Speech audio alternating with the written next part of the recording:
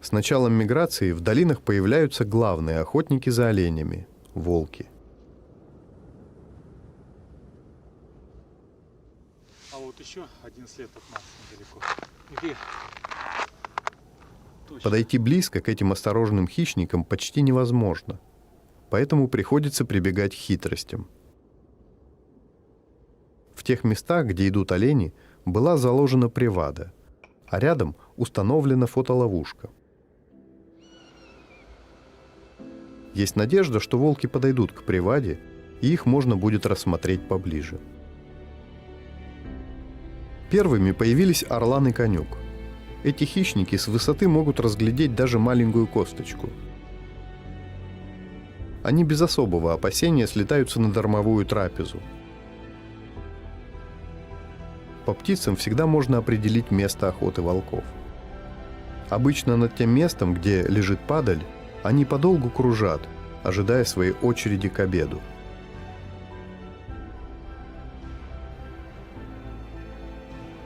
А вот и волки.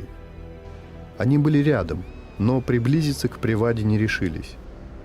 Очевидно, они чуют, что тут был человек.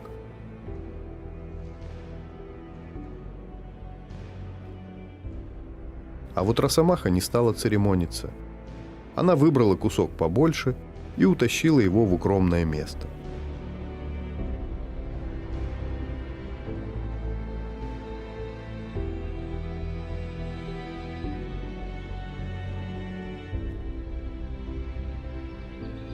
Сегодня люди по-прежнему списывают свои промахи и безрассудство на коварство волков.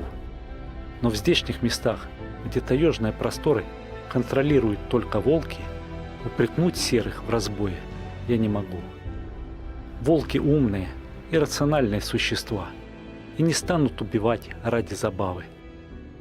По крайней мере, за 30 лет своих скитаний по северу я не встречал такого.